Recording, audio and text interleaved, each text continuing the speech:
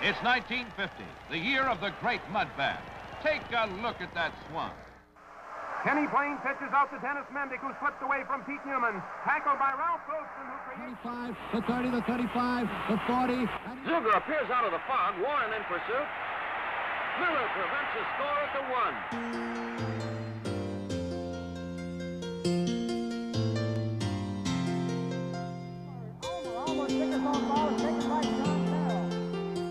Sison makes the strategy work with an over-the-shoulder strike. Warren Miller is up with a total of runs to the first half. He waited a long time. Here it is.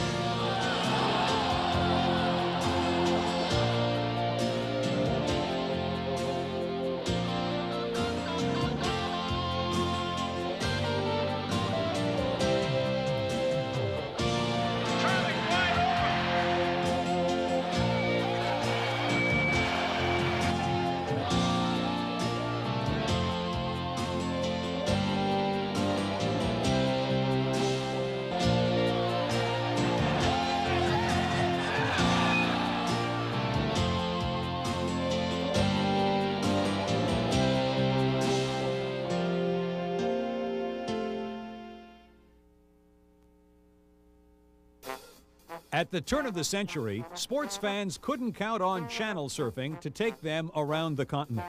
Live and in color meant that they braved the elements to witness their favorite games, and according to legend, the highest-ranking government officials in Canada were no exception. As the story goes, Lord Earl Grey would quietly slip away from his duties as Governor-General to witness rugby games on nearby pitches. Whether or not he was playing hooky doesn't really matter to the countless football fans in Canada and now the United States who watch the annual skirmish for a trophy that bears his name. The first was played in 1909 when the University of Toronto defeated Parkdale at Toronto's Rosedale Field. Grey Cup was late in arriving for the game, and although U of T didn't receive the new trophy till the following year, it has since arrived on time to become the object of heated battles and raging controversies. At first, only teams from Eastern Canada competed for the Grey Cup, but that changed in 1921 when an Edmonton team transformed the contest into an East-West battle. Now, in 1995, the Grey Cup is North-South, pitting international rivals from Canada and the U.S. And that brings different regions of a continent together in not only a sporting spectacle, but also a flag-waving cultural event. In 1948, after the Stampeders went through an undefeated season and qualified for the Grey Cup, thousands of Westerners headed east to Toronto and partied hard, riding horses through hotel lobbies and flipping flapjacks on the steps of City Hall. Easterners got a taste of the West, and Grey Cup teams took on a personality often associated with the cities in which they resided. The great Tiger Cat teams of the 50s and 60s featured a ferocious defense reflecting the gritty steel town image of Hamilton. The Edmonton Eskimo dynasty of the late 70s and early 80s featured a defense called Alberta Crude, not for their table manners, but the black gold that's made the province famous. In 1994, BC Lion fans cheered wildly as a hometown kid kicked the winning field goal with no time showing on the clock. On the team's 40th anniversary, in his 40th year, Louis Pisaglia booted the winning points after growing up in the shadow of Empire Stadium, his team's old turf. Even before U.S. expansion began in '93, the Grey Cup has included legends known to football fans north and south of the border. Joe Theismann, Warren Moon, Joe Kapp, and Bud Grant all guided their teams in championship play. And unlike Lord Earl Grey, fans didn't have to be in the host city to take in the action. Grey Cup parties became a tradition each November as people across Canada gathered around the radio and then the television set to get in on the action. In 1952, 43 years after Lord Earl Grey donated the trophy, fans in Toronto were able to tune in to CBLT after the Canadian Broadcasting Corporation paid the Canadian Rugby Union, forerunner of the CFL, $7,500 to televise the game between the Toronto Argonauts and the Edmonton Eskimos. The Argos had been a powerhouse in the 1940s, winning 3 straight Grey Cups from 1945 to 47, and another in 1950, in what is known as the Mud Bowl for the slippery conditions at Varsity Stadium, Toronto. 45 is on the 50, and he is pulled down on about the 55-yard line. In 1952, the Argos would beat Edmonton to win a record 10th Grey Cup, but it would be a long time before they captured another. The television rights ballooned to over $20,000 as 3 stations carried the 1953 Grey Cup between the Tiger Cats and the Blue Bombers. Grey Cup Week also got a brand new tradition to add to the festivities as the Shenley Awards were introduced to recognize the outstanding players in the country. Former Heisman Trophy winner Billy Vessels of the Eskimos was the first recipient of the Most Outstanding Player Award. Winnipeg had a player whose impact on football north and south of the border would be felt for years to come. Not only did Bud Grant play for and coach the Bombers, he also led the NFL's Minnesota Vikings to 4 Super Bowl appearances. In the 1953 Grey Cup game, it was Hamilton who struck first with a quarterback sneak by Ed Songen. But Winnipeg countered with a Jerry James plunge to tie the score before the Ticats took a 12-6 lead they would never relinquish with a 50-yard pass and run from Songen to Vito Ragazzo. As the final play loomed, the game appeared to be headed to overtime as Winnipeg quarterback Indian Jack Jacobs passed to Tom Casey on the Hamilton 1. But just as the throw hit Casey's hands, Winnipeg's Lou Cousireau's hit shook the ball loose.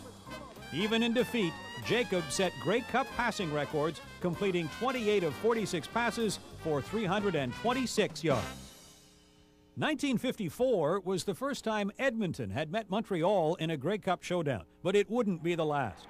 Over the season, Edmonton had replaced coach Darrell Royal with Frank Pop Ivy and installed the twin fullback offense featuring Normie Kwong and Johnny Bright, who had just been acquired from Calgary. But in the big game, it was another newcomer, Jackie Parker, known as Old Spaghetti Legs, who scooped up a Montreal Alouette fumble with less than 4 minutes left. He returned it 90 yards for a touchdown. For 3 years in a row, Edmonton would battle the powerful Alouettes 3 consecutive times. In the first Grey Cup ever to be played in Western Canada, 40,000 jammed Empire Stadium in Vancouver to watch the 1955 game, won 34-19 by Edmonton after trailing 19-18 at halftime. It was rushing versus passing, with Montreal's Sam the Rifle Echeverry completing 30 of 39 passes for a record 508 yards. The Eskimos countered with a new rushing record of 440 yards, led by Kwong and Bright, who added 2 touchdowns each. Don Getty, who would become Premier of Alberta, quarterbacked the final Grey Cup victory of the Eskimo dynasty in 1956. Getty and Bright had a touchdown apiece, but Parker scored 3 plus a single to set an individual scoring record with 19 points in the 50-27 Edmonton victory. While the Edmonton-Montreal Grey Cup rivalry ran out of steam, a new rivalry was brewing as Hamilton and Winnipeg squared off in the 1957 Grey Cup at Varsity Stadium in Toronto. Over the next 9 years, the 2 teams would clash 6 times in the Grey Cup, with Winnipeg winning 4 of those games. But it was the Tiger Cats who prevailed in the first meeting, winning 32-7 in the first nationally televised Grey Cup ever, with 31 stations carrying the game live. In Bud Grant's Grey Cup debut as coach, Winnipeg outdueled the Ticats offensively, but the Bombers' downfall was turnovers. Hamilton recovered 5 fumbles.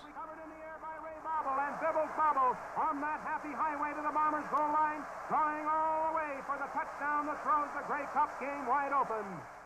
Needing only 1 foot for a first down, Jerry James goes all out behind Herb Gray's block. Pete Newman pulls the ball from James, and Bibble's bobble recovers for the Tiger Cats. And the Bombers have been shot down again. In 1958, the Canadian Football Council changed its name to the Canadian Football League, and the birth of the CFL coincided with what some call the greatest game ever played. Oh, I don't think there's much doubt about it. It was a game in Vancouver between Hamilton and Winnipeg, 1958. The Tiger Cats had beaten Winnipeg rather handily the year before in Toronto, and they went to Vancouver. They were a very arrogant group, and Jim Trimble, their coach, said, "We'll waffle them."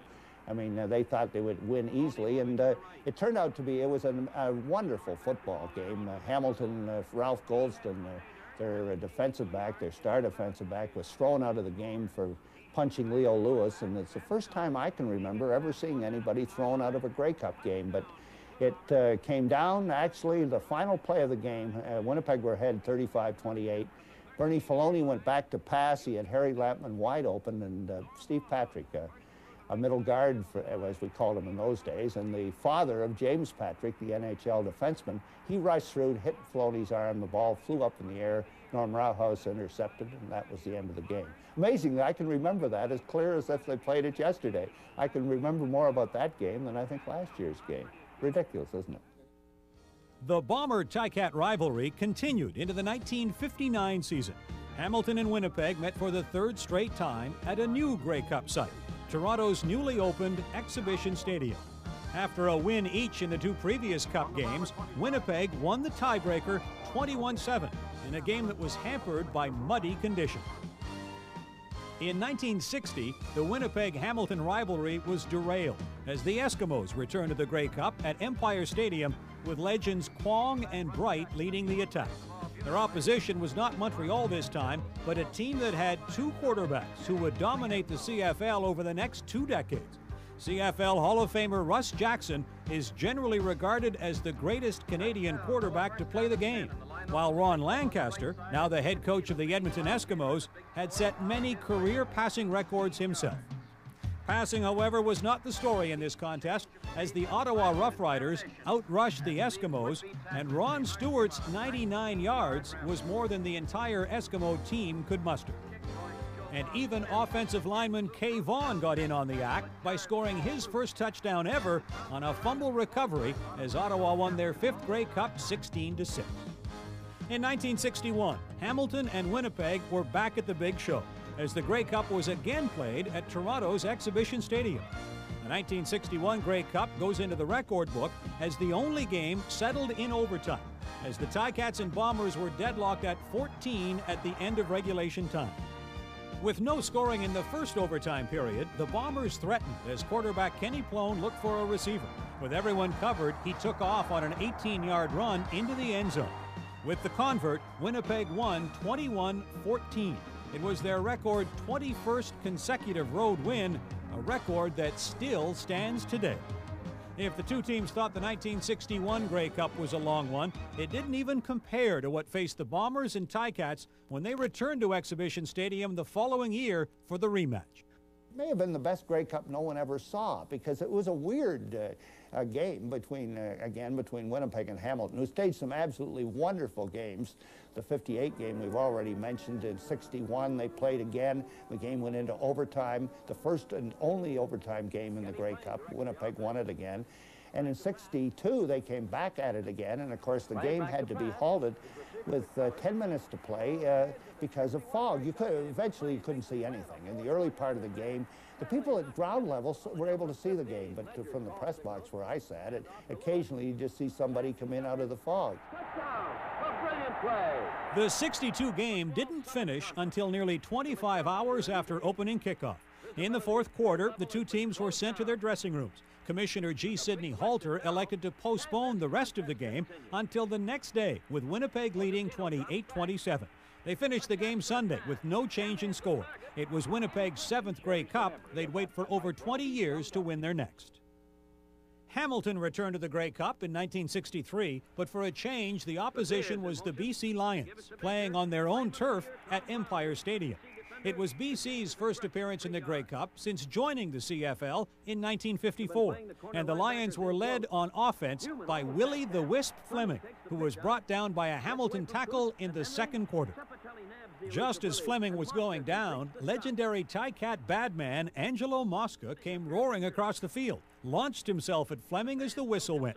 The catcall said Mosca was a cheap shot artist for his late hit, but replays and the officials disagreed, saying that Mosca had been committed to the tackle. Fleming was helped from the field, no penalty was called, and Mosca became a Grey Cup legend due to the controversy. On the scoreboard, Hamilton won 21-10 in a game that saw receiver Hal Patterson score a touchdown on a 70-yard play. It was the 5th of his career, a Grey Cup record. The victory was the first for Patterson after 5 unsuccessful tries with Montreal and Hamilton. 1964 saw the Lions return to the Grey Cup at Exhibition Stadium, where they reversed their fortunes against Hamilton with a 34-24 triumph and secured their first Grey Cup ever. The 1964 game was the last for Hamilton quarterback Bernie Filoni, who played in a total of 8 and set a record with 8 career touchdown passes. The Ticats made their 5th consecutive Grey Cup appearance in 1965 against, who else? The Winnipeg Blue Bombers. It was their 5th Grey Cup matchup in only 8 years. Just like their last showdown with the Bombers, the weather at Exhibition Stadium was a factor in this game. This time, it wasn't fog, but winds gusting up to 80 kilometers an hour. Punts had trouble clearing the line of scrimmage, and 3 times Bud Grant ordered his players to concede 2-point safeties so Winnipeg could get the ball back on its own 25. Ironically, Hamilton won the game by 6 points, the equivalent of the 3 2-point safeties. Hamilton may have won the contest 22-16, but their string of 5 straight trips to the Grey Cup ended in 1965. The Ticats' domination of the Grey Cup ended due in large part to the rise of 2 new stars in the CFL.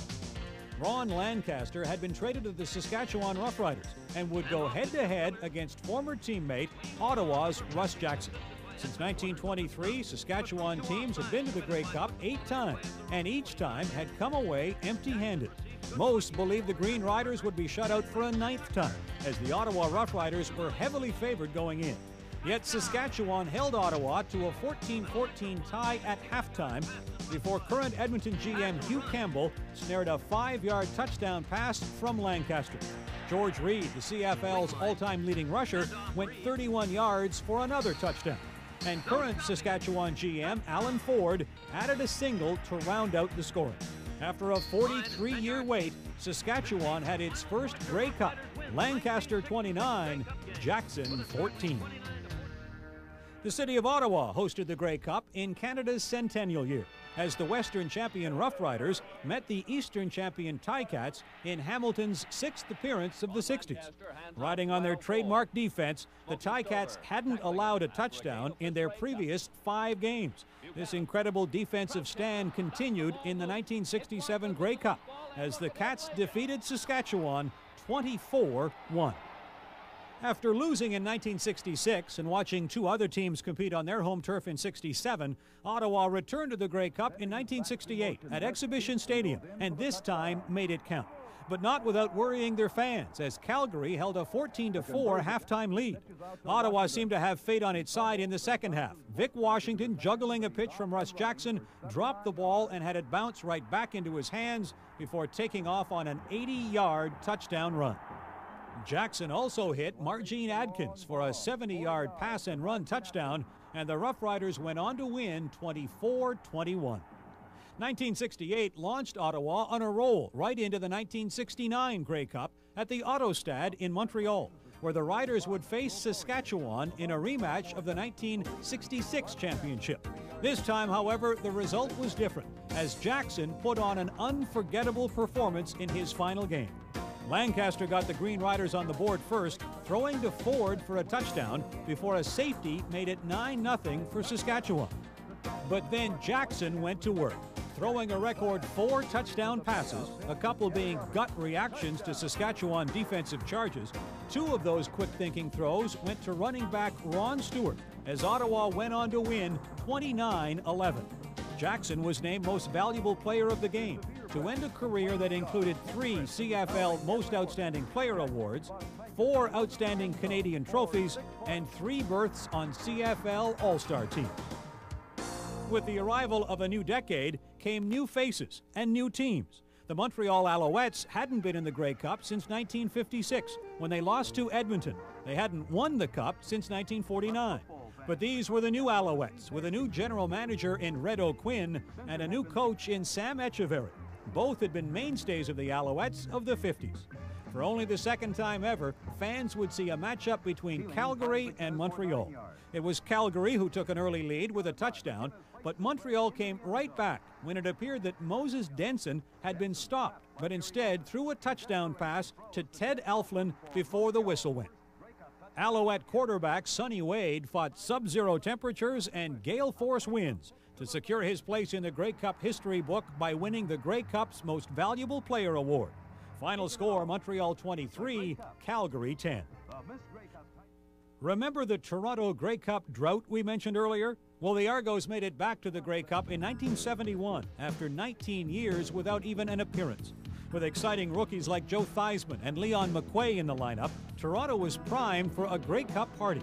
Standing in the way at Empire Stadium, however, were the Calgary Stampeders, a team that had been to the Grey Cup only a year earlier and finished first in the Western Division. Even with their star-studded lineup, it turned out to be a game in which the Argos just wouldn't get anything going offensively. After a Toronto interception by Dick Thornton late in the game, the Argos appeared destined to steal a victory with the ball on the Calgary 11. Leon McQuay took a handoff, cut upfield, and slipped on the wet turf. The ball squirted loose and Calgary's Reggie Holmes recovered. The Argos went on to lose their first Grey Cup after a record 9 successive victories in their previous appearances in the East-West Classic. Calgary linebacker Wayne Harris became the first defensive player to ever win the Grey Cup MVP award after a standout effort in a 14-11 Stampeder win. With artificial turf and the opening of the new Canadian Football Hall of Fame, it was only appropriate that the city of Hamilton host the 1972 Grey Cup. And as fate would have it, the hometown favorites made it to the big show. The Ticats were led by Rookie of the Year quarterback Chuck Ely and receivers Tony Gabriel and Garnie Henley. They faced great Saskatchewan veterans Ron Lancaster and George Reed. But when the clock wound down to 13 seconds left in the game, Hamilton called on 18-year-old Ian Sutter to boot the winner. And he did just that with a field goal to lock a 13-10 victory. In 1973, a new-look Ottawa team made its 8th appearance in the Grey Cup, facing the Edmonton Eskimos. The job that Russ Jackson once held was now in the hands of Rick Casada, and he combined with Rome Nixon on a 38-yard play to offset an earlier Edmonton touchdown by Roy Bell that had also covered 38 yards. A Jim Evanson touchdown completed an Ottawa comeback in the 22-18 victory. Edmonton would lose again in 1974 at Empire Stadium as Montreal's Don Sweet kicked a record 4 field goals, a convert, and a single point in a 20-7 Alouette win. There's 2 situations of Grey Cup memories that I have. The first is 1974. It rained 7 days in a row. We played at Empire Stadium in Vancouver. We beat Edmonton 20-14, and the biggest thing I remember about that game was being a relatively young player. I started in 1972. Was the mystique and the magic of the week. I can honestly tell you that I can't remember anything about the game. I was so excited until the game ended. We were all sitting in the locker room after the game, and suddenly we were Grey Cup champions. It was like a dream. While disappointing, 2 losses in 2 years didn't stop the Eskimos from making a 3rd straight trip in 1975. The Eskimos were just beginning to roll through a period of 10 years in which they'd make 9 Grey Cup appearances. Their first successful trip occurred at Calgary's McMahon Stadium, and it was the kicking game that again made the difference as it had in 1974. This time it was Dave Cutler who booted 3 field goals to account for all of the Eskimos scoring to capture the 1975 Grey Cup.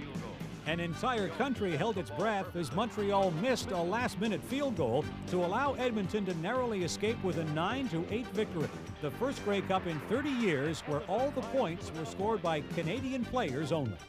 1976 would interrupt the Eskimos and Alouettes Grey Cup rivalry as the Eastern and Western Rough Riders squared off against one another at Exhibition Stadium. Bill Hatanaka scooted 79 yards on an Ottawa punt return, but the biggest play of the game was saved for the final 20 seconds. Tom Clemens hit tight end Tony Gabriel to secure a 23-20 triumph for the Eastern Riders, ruining Lancaster's last Grey Cup appearance. A record crowd of 68,205 packed Olympic Stadium in Montreal to watch the hometown Alouettes take on the Eskimos in 1977. Grey Cup history already included mud, fog, and wind, but this one became known as the Ice Bowl, as snow in Montreal froze on the field in the days before Olympic Stadium had a roof. The hometown side dealt with this slippery footing by applying a staple gun to their shoes for better traction. interesting part of that game was we had great traction because we found a way of running on the field with staples in our shoes. And no one knew until after the game that we were running on studded tires. With that advantage and a hot Don Sweet, the Alouettes soared to a 41-6 win over Edmonton in a game that saw Sweet boot 6 field goals, 3 converts, and 2 singles for 23 points on the day to set a Grey Cup individual scoring record. The victory proved to be a worthy farewell for head coach Marv Levy, who took his 2 Grey Cup rings and moved on to coach the NFL's Kansas City Chiefs. The 1978 season saw the Edmonton Eskimos emerge as a true sports dynasty. Slot back Tom Scott was brought in from the Winnipeg Blue Bombers, and the Eskimos signed an impressive quarterback out of Washington State named Warren Moon. Both players would become important cogs in the Eskimos' renowned twin slot-back offense. Moon would begin his CFL career as an understudy to veteran Tom Wilkinson, but became a mainstay by the end of Edmonton's 5-year reign as Grey Cup champion.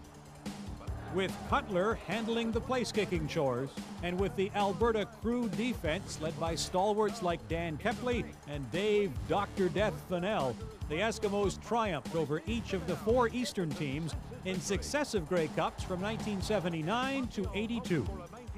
The Eskimos began with their old nemesis, the Alouettes, with 20-13 and 17-9 triumphs over Montreal in 1978 and in 1979.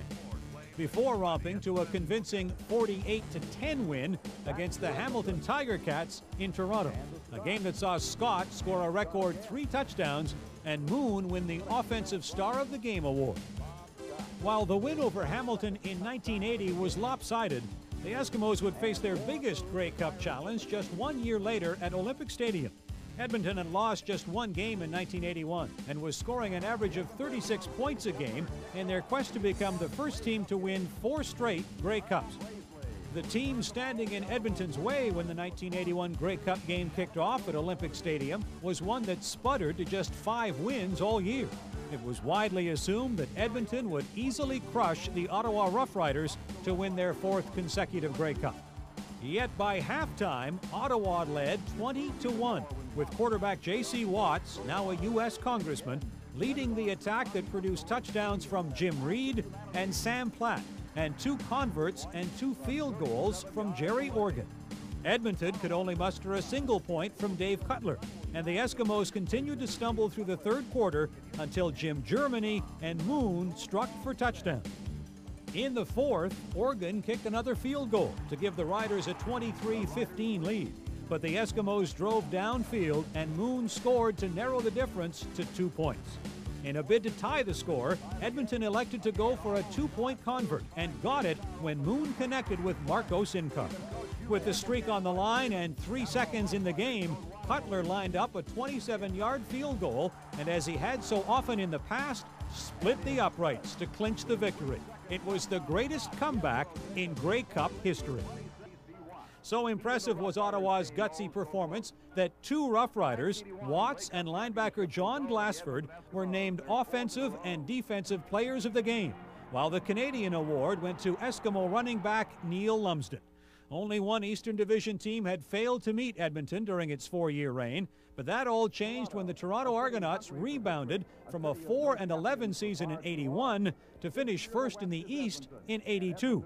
It had been 30 years since Toronto last won the Grey Cup and 11 years since they'd been to the big game.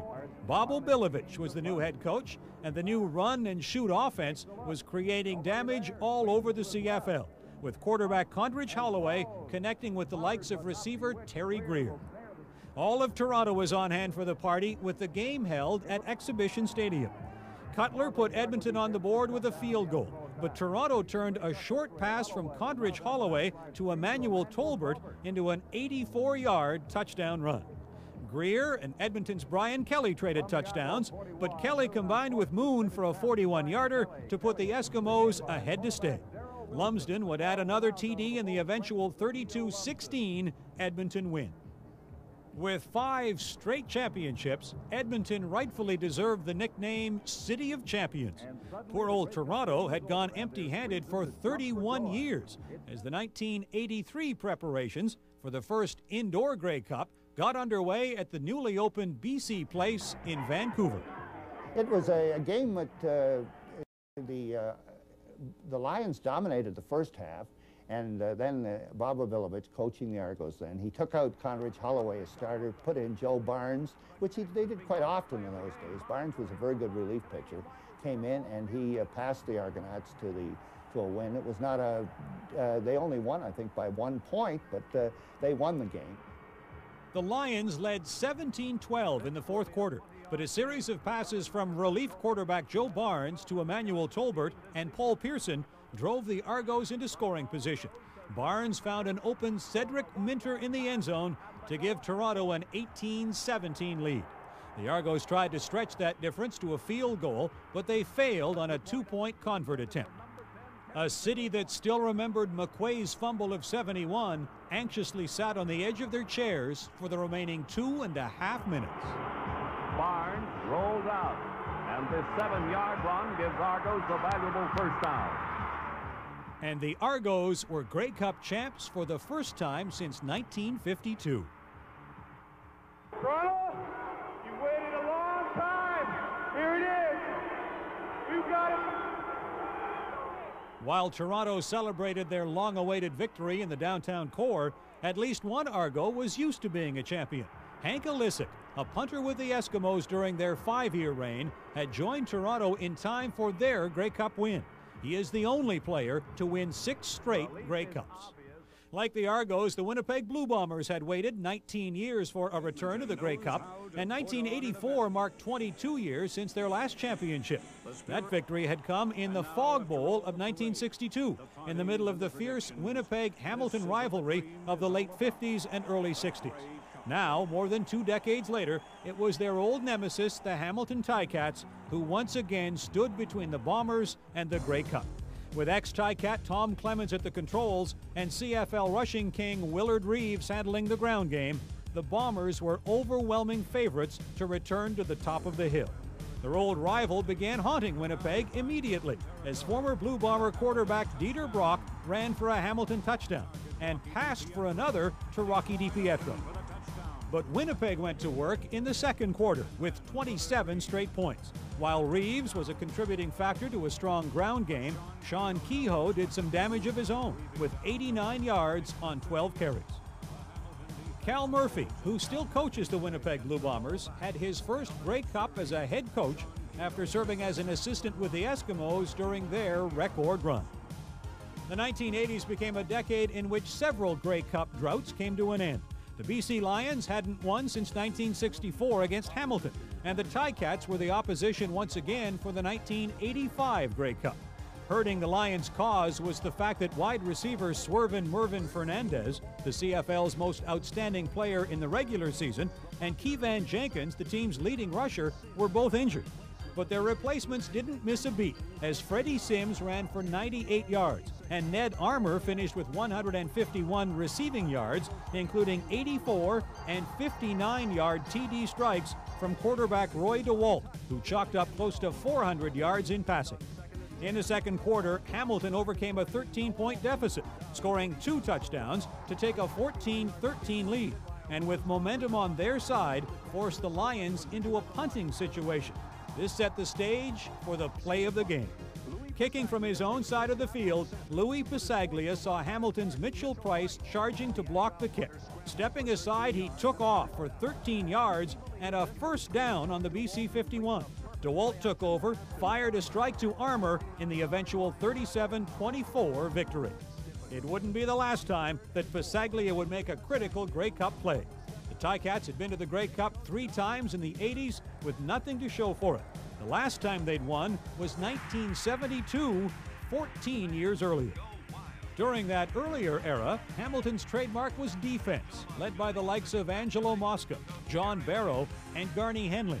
But the 1986 defensive crew, featuring rush end Grover Covington, linebacker Ben Zambiazzi, and defensive back Paul Bennett, wasn't too shabby either.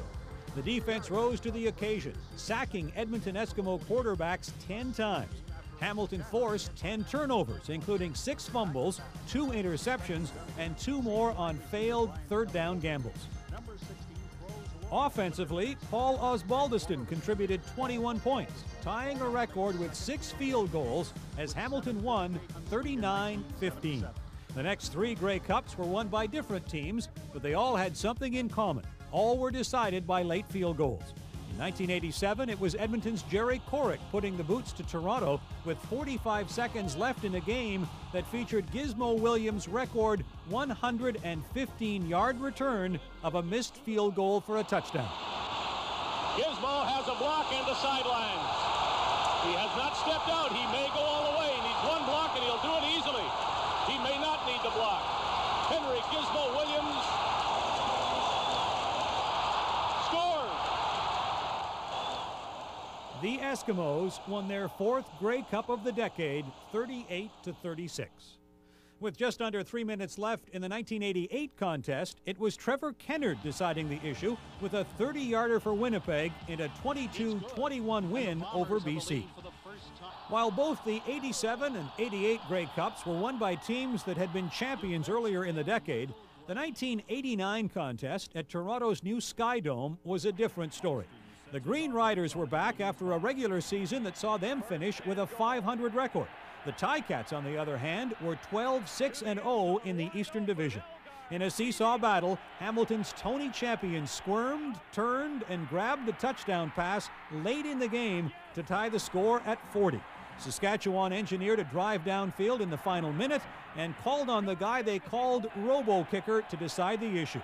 Dave Ridgway nailed a 35-yard field goal to secure the Green Riders' first Grey Cup in 23 years. Some say the 1958 contest between Hamilton and Winnipeg was the best Grey Cup game ever played, but they might get an argument from the millions who tuned in to the 87 or 89 classics.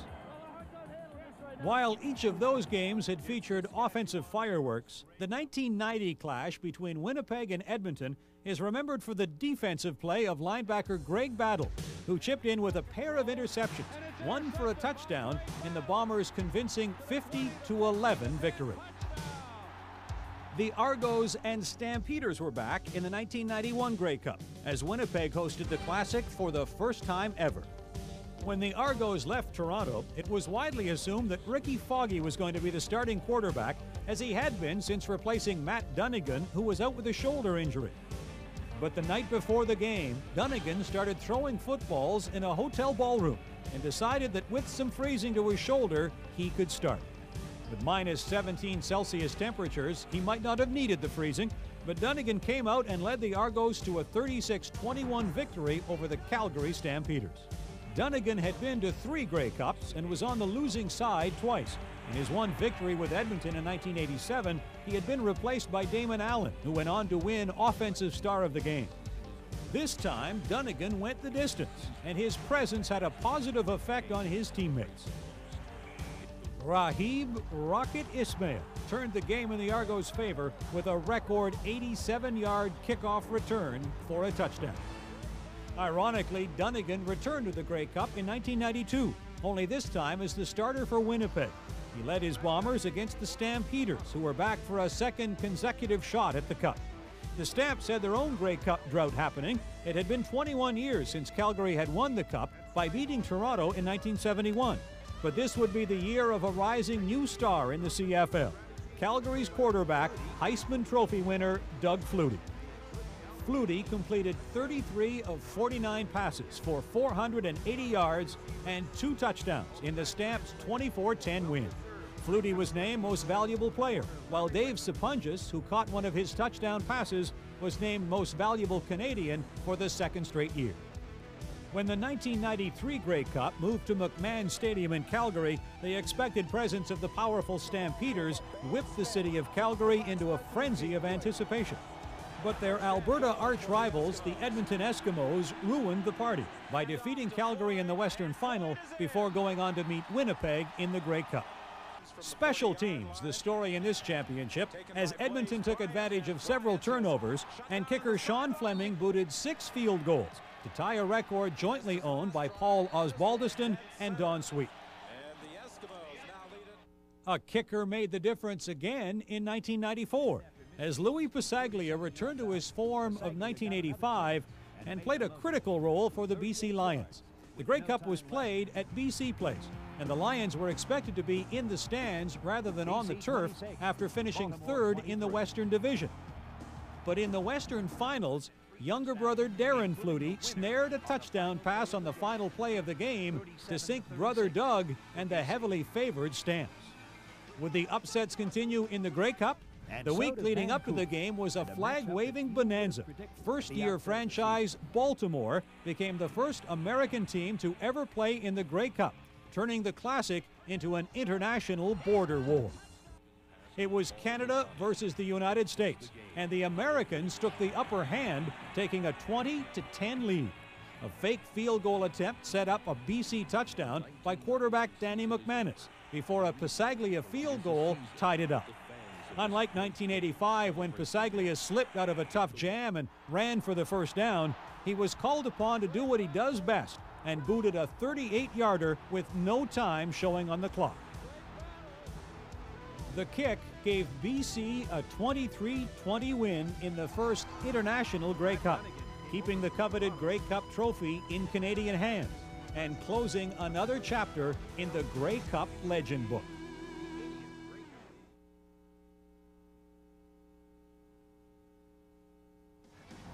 For the first time ever, the Grey Cup would be played in Regina, and preparations were already underway for the 83rd showdown for Lord Earl Grey's silverware. Saskatchewan fans gave early notice of what to expect when 55,000 jammed into temporary stands at Taylor Field to watch the hometown Riders hand Calgary one of its 2 losses in 1995. But that was just one highlight along the road. While organizers prepared for the Grey Cup in Regina, the CFL took on an entirely different look in '95. With the addition of the Birmingham Barracudas and Memphis Mad Dogs, the possibility of another international showdown for the Grey Cup was greatly enhanced when the CFL abandoned its traditional East-West format and went for a North-South alignment. Joining the Mad Dogs and Cudas in the Southern Division were the San Antonio Texans, who had transferred to the Alamo Dome from Sacramento, and the holdover Baltimore Stallions and the Shreveport Pirates. The playoff format saw the top 5 teams from the Northern Division qualify, the 5th club crossing over to the Southern Division to play the first-place finisher there. As the '95 campaign began, the optimism of all teams was extremely high, as many teams seemed to have a legitimate chance of grabbing the big prize. A lot of positives about it, certainly Birmingham being the biggest. The fans there, how smart they are, how football conscious they are, the food, the weather, less taxes, all those type of things. Great facility, great owner. Just everything's falling into place. Looking forward to the opportunity, and thank God we've got one. People make a mistake by thinking this is a game from Mars. It's not. It's football. You still have to block, tackle, and run with the football, throw and catch, and do the same things you do in any game to win. We're going to prepare our team the best we can, concentrate on how we play, and I think if we do that, we'll be fine. Calgary was once again favored to win the Grey Cup, and the Stampeders didn't disappoint. But something was different than in previous years. Leading their attack in the second half of the season was a new face, as 4-time CFL Most Outstanding Player Doug Flutie had suffered an elbow injury and was sidelined until the end of the season. His understudy, Jeff Garcia, moved in, and Calgary didn't miss a beat despite the absence of their star quarterback. With Garcia at the controls, Calgary lost just 1 game, and the Stampeders tied Baltimore for the best record in the league. While the Stampeders had the most productive offense in the league, their Alberta rivals, the Edmonton Eskimos, used an entirely different means to lock up second place in the North.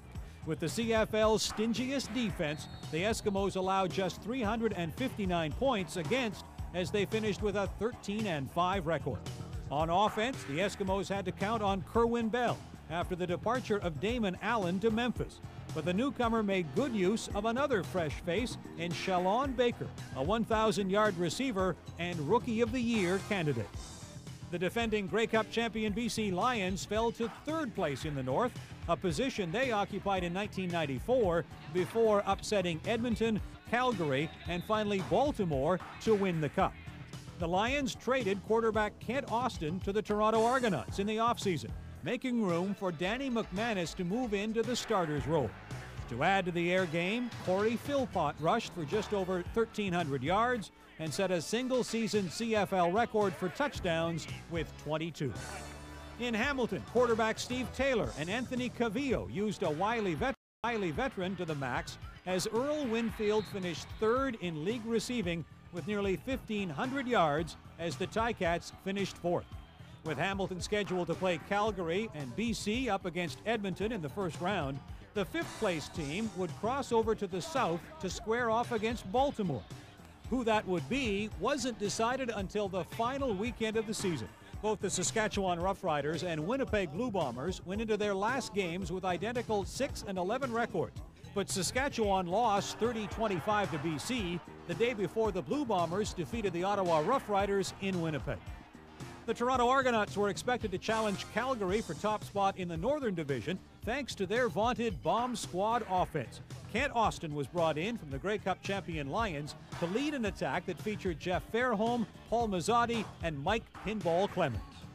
All had been All-Stars or award winners during their careers. But the bomb squad failed to put the numbers on the board. And at midseason, rookie head coach Mike Faragelli was fired and replaced by general manager Bob Obilovich, the man who led Toronto to the 1983 Grey Cup. Still, the offense sputtered, and while the air attack was grounded, the Argos did have a jet working in their favor. And look at the jet go! Bob Cameron is the lone man back. No shot. Jimmy Cunningham's gone. No flags. 100 yards. Touchdown. Jimmy the Jet Cunningham offered hope for 1995, along with Clemens, who led the league in combined yards. But limited to just a threatening ground attack, the Argos finished out of the playoffs. It was also a season of disappointment for the Ottawa Roughriders, who lost veteran quarterback Danny Barrett to injury early in the season. In the South Division, Baltimore used many of the tools that built a Grey Cup finalist in 1994. With Tracy Ham at quarterback, Mike Pringle ran for 1,791 yards to win his second straight CFL rushing title, behind the likes of Mike Whitacombe and Shar Pordanish. Ham had the explosive Chris Armstrong at his disposal, and Armstrong didn't disappoint, finishing with over 1,100 yards in receiving.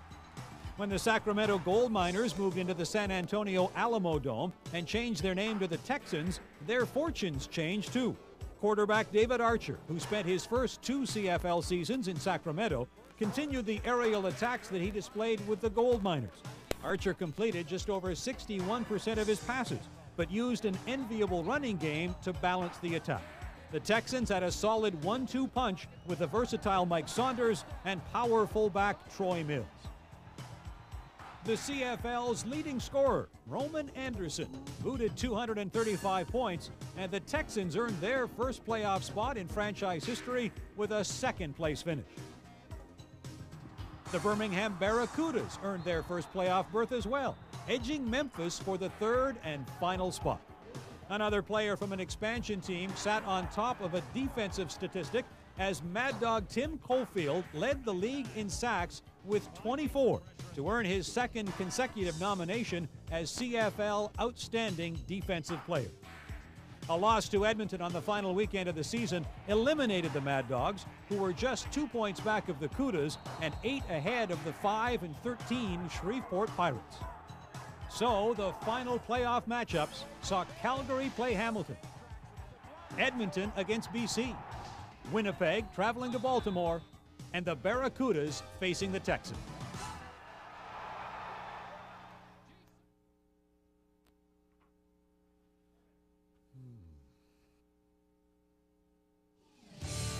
When the playoffs opened, Baltimore put its intimidating running attack to good use as Pringle ran for 211 yards and a pair of touchdowns in a 36-21 win over Winnipeg in 1 South semifinal. Despite 2 touchdowns from Gerald Wilcox, the Blue Bombers missed the division final for the first time since 1987. The game saw quarterback Reggie Slack attempt a record 51 passes compared to 19 for his Baltimore counterpart, Tracy Ham. In the other South semi, the Texans scored 31 points off turnovers to register a convincing 52-9 win over Birmingham. San Antonio's 7 TDs tied a playoff record as the Texans picked off 4 Barracuda passes in the game that set up the South Final against Baltimore the following week. In the North, the Battle of Alberta was set as Calgary counted on its defense to pull out a 30-13 win over Hamilton. Marvin Coleman returned interceptions, 95 and 56 yards for touchdowns. The Tiger Cats led 10-6 at the half, but Calgary exploded for 24 points in the fourth quarter to secure the victory.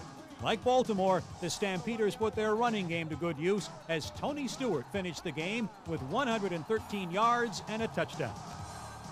The Edmonton Eskimos did their part in setting up the legendary provincial battle in the Western Final by beating the defending Grey Cup champion BC Lions 26-15. The Eskimos used the same weapon deployed in the 1993 Grey Cup as Sean Fleming booted 6 field goals to tie a playoff record. The North Final, about to be played at Calgary's McMahon Stadium, marked the 5th time in 6 years that the Stampeders and Eskimos would meet for a division championship. In the end, it was as it should be. The 2 best teams squaring off for the Grey Cup as Calgary ended 2 years of playoff disappointment with a 37-4 win over Edmonton in the North Final at McMahon Stadium. Doug Flutie overcame his 4 interceptions and completed 21 of 30 passes for 261 yards and 1 touchdown. As he had a week earlier, Calgary running back Tony Stewart had a big impact, rushing for 82 yards and scoring 2 touchdowns. Edmonton's defense was expected to give the Stamps a rough time, but in the end it was the Calgary unit recording 3 sacks, forcing 4 turnovers and allowing just 119 yards of offense from Edmonton. Dave Sapunja scored the other Stampeder touchdown, while Mark McLaughlin booted 5 field goals and 3 converts. But down in Baltimore, Carlos Huerta was not to be outdone in the kicking department. Huerta booted a playoff record 7 field goals to account for all of the Stallions' scoring against San Antonio. As he had so often, Mike Pringle used his skills to set up those kicks, rushing for 136 yards, while Tracy Ham chipped in with 72. Baltimore earned its 2nd straight ticket to the Grey Cup with a 21-11 win over San Antonio. Would the Baltimore running game be the difference in the cold environment of Saskatchewan? Or would Calgary win the championship that had been denied them ever since their last win in 1992? Those questions would be answered a week later at Taylor Field.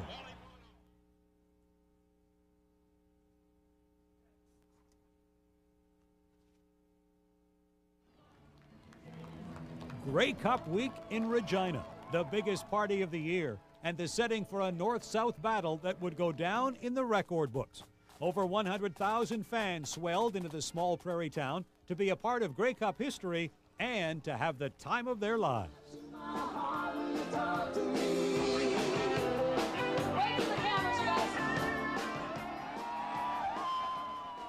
To the loyal throng, this wasn't Calgary versus Baltimore. It was Canada against the U.S., us versus them. For the players, it was the culmination of a hard-fought season and a chance to attain a goal that every player dreams of. This is what you work for in the offseason. This is what drives you when there's no one else around, the lights are not on you, and when you have to, the sweat and the cramps and all those things. This is why you do that, and you appreciate why you do it when you get an opportunity to play a championship game. I took a picture with it last night, so I'm bringing it home with me. It's something that's special. This is what you work for all off season, and this is what you go through all the BS throughout training camp and all the heartaches throughout the season. This is what you work for, and we've been blessed enough to make it back for a 2nd year in a row, and hopefully we will come out with a victory and be able to take it home wherever home may be for us. As far as we're concerned, we're really representing Calgary. We've been fighting all year to put ourselves on top of our division and all that, and the Calgary fans have supported us. However, this is a situation where all of Canada can get behind us and enjoy it and really have somebody to root for. And it has become a little bit of a U.S.-Canada thing in I'd say, north of the border. And it's a great feeling knowing that people that usually are rooting against us are a little bit on our side this time. We've achieved quite a bit over a 4-year period, and this franchise has actually been to 3 Grey Cups in 5 years. So there's nothing left to prove. This is for us to go out and try to win, and it's for the guys in the locker room. On the 30th anniversary of the Wind Bowl in Toronto, stinging prairie gusts blew into Taylor Field, tilting the pregame edge to Baltimore with its strong running game. But it was the special teams that drew first blood. The Stallions were 3 up, 3 down in stopping the Stampeders on their first possession, and when Calgary punted, Chris Wright shot up the middle for a record 82-yard return for a touchdown. Calgary came right back with 2 Mark McLaughlin field goals before the first quarter ended. Early in the second, the Stampeder defense chipped in with some points as Will Johnson grabbed a loose ball and rambled 35 yards to the Baltimore 3. On the next play, Calgary moved Marvin Big Daddy Pope from rush end to receiver, and he connected with Flutie to give Calgary a 13-7 lead. Carlos Huerta kicked his first of 5 field goals for the Stallions before Elfrid Payton blocked a Tony Martino punt and Alvin Walton recovered for a touchdown. Suddenly, the Stallions were ahead, 17-13, a lead they would never relinquish. Huerta added a couple more field goals, including a record 53-yarder to take a 23-13 lead at halftime.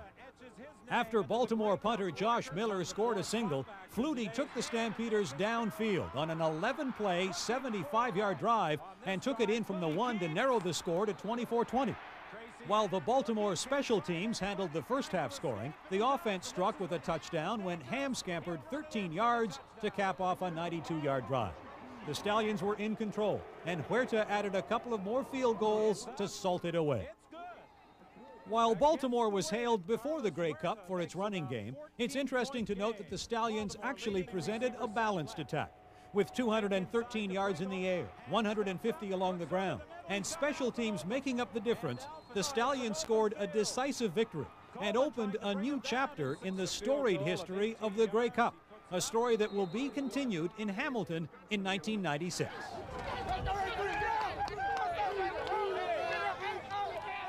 Went over 100 yards? I believe so.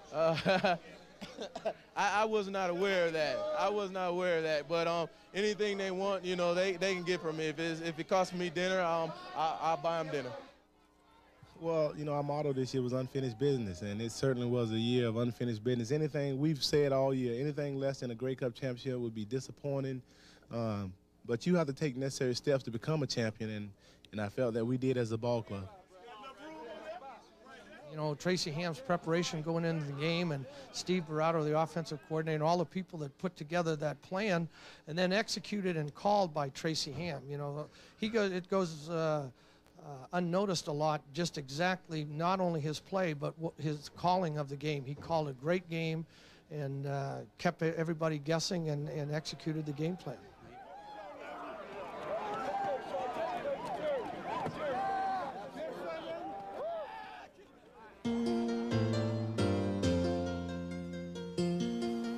On his first try, goes over for a touchdown. From deep three, and goes over the short right side. No, sir. Mud and rain, snow and sleet. Watch this tremendous return run of 75 yards.